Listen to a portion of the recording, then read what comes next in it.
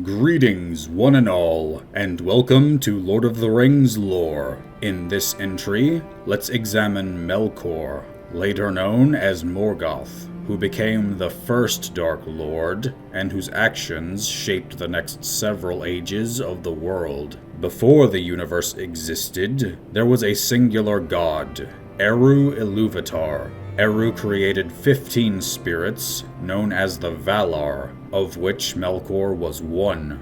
In terms of raw power, he was the greatest amongst them, and also the only one without a spouse. After his conception, Morgoth wandered through the void, seeking the flame imperishable, the spark that could create life. Unbeknownst to him, though, it resided only with Eru Ilúvatar. Morgoth wished to create life over which to rule, and was dissatisfied that the Valar had not done so.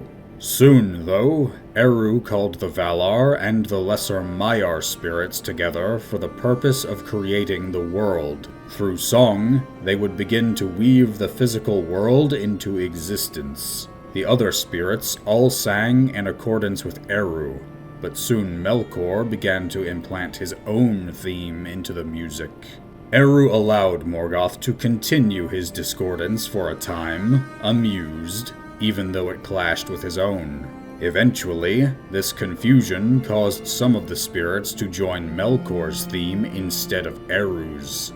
Eru began a second theme, and Melkor more violently opposed this one. This disruption caused many of the spirits to stop singing in dismay, and for a short time, Melkor's song began to prevail over Eru Ilúvatar's. But this prompted Eru to bring forth a third theme, and this one was mightier by far than anything Melkor could produce, and his was drowned out, though he fought it. Eru then ceased the music and told Melkor that all thought came first from him, and that he could not truly be defied. All of Melkor's additions would only contribute to Eru's design in one form or another. But then the Valar beheld the world that they created, and Melkor was one of the first to enter it. He claimed he wished to help shape it for Eru's children, those being elves and men, who would awaken in time. In truth, he wished to dominate them. Upon entering the world, Melkor declared that he was the master of this world, and Manwë called many Maiar to his side in opposition, and for a time, Morgoth vanished to the distant regions. This was not to last, though, as when the Valar began to shape the world, Melkor sought to ruin that which they created. He sundered mountains, raised valleys, and spilled seas. The Valar Tulkas eventually came to confront Melkor and drove him away. Though Melkor was the mightiest of the Valar, there were others who surpassed him in more specific ways. Tulkas was the fiercest fighter of the Valar, and even Melkor hesitated to face him. But many of the lesser spirits, the Maiar, served Melkor, some openly, and some in secret. Melkor gathered his forces, and when the Valar had completed their work and sat down to feast, he struck. Melkor had crafted his fortress, called Utumno, and from it, cold and sickness spread, and animals fought each other while pestilence took the land. Together, the Valar could have bested Melkor, but their strength was consumed with keeping the world from falling apart, and so they could not discern where he had fled to.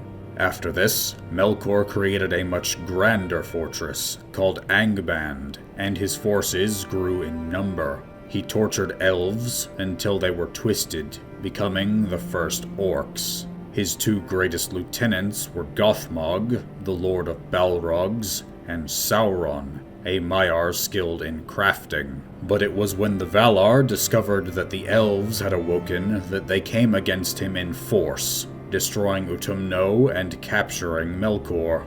For 3 ages, Melkor was imprisoned, and he begged Manwë for forgiveness. Not understanding his brother's evil, Manwë forgave him, but he was not permitted to leave their sight. Melkor for a time feigned repentance, even aiding the elves, though he secretly whispered lies to them, telling them that men would truly rule Middle-earth.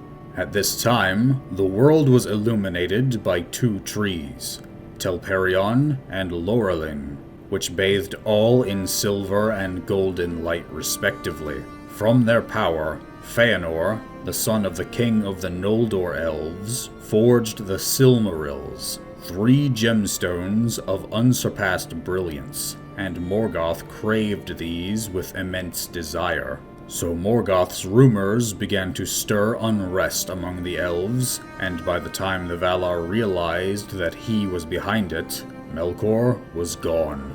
He fled to the far south of the world, where he met the creature Ungoliant, a monstrous spider-like entity and mother of Shelob. He managed to persuade her to aid him in assaulting Valinor. While the Valar feasted, the two snuck into Valinor and destroyed the 2 trees, with Ungoliant gaining much power by consuming their sap.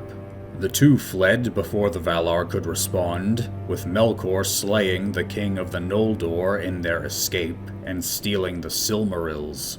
It was after this that he was known ever after as Morgoth. Upon reaching Middle-earth, Ungoliant demanded the Silmarils from Morgoth, desiring to devour them.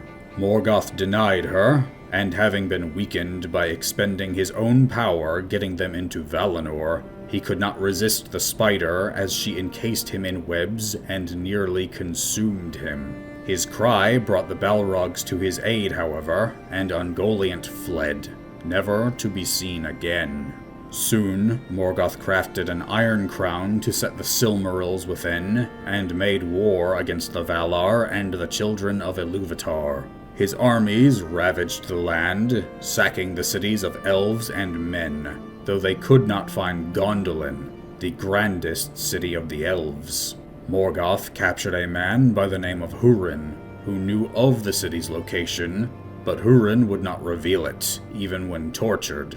In his wrath, Morgoth chained him to a chair upon a cliff, and through his sorcery, forced Hurin to watch as his bloodline was cursed for 28 years, resulting in the deaths of all his children. Morgoth also conceived more evil creatures. Though he could not create life, he could twist life that already existed into new and hideous forms. Through this, he created trolls and dragons, and his forces swept all aside. But the Valar came against him in force, and began the War of Wrath.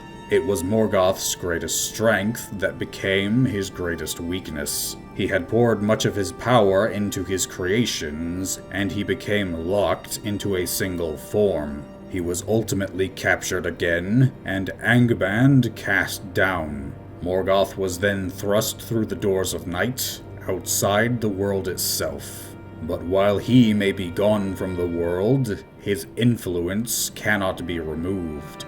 The race of men will forever bear his stain, the fear of death, and his creations were left to perform evil for many ages to come. The battering ram crafted by Sauron, named Grond, was even named after Morgoth's hammer, and Sauron learned much from him. Morgoth's power is woven so deeply into the world itself that only Eru Iluvatar could remove it, which he will not do until the end of time and a new world is made. But there remains a prophecy made by the Valar Mandos that Morgoth will eventually return, and the battle of all battles will commence, where he will eventually be slain. But what do you think of Morgoth?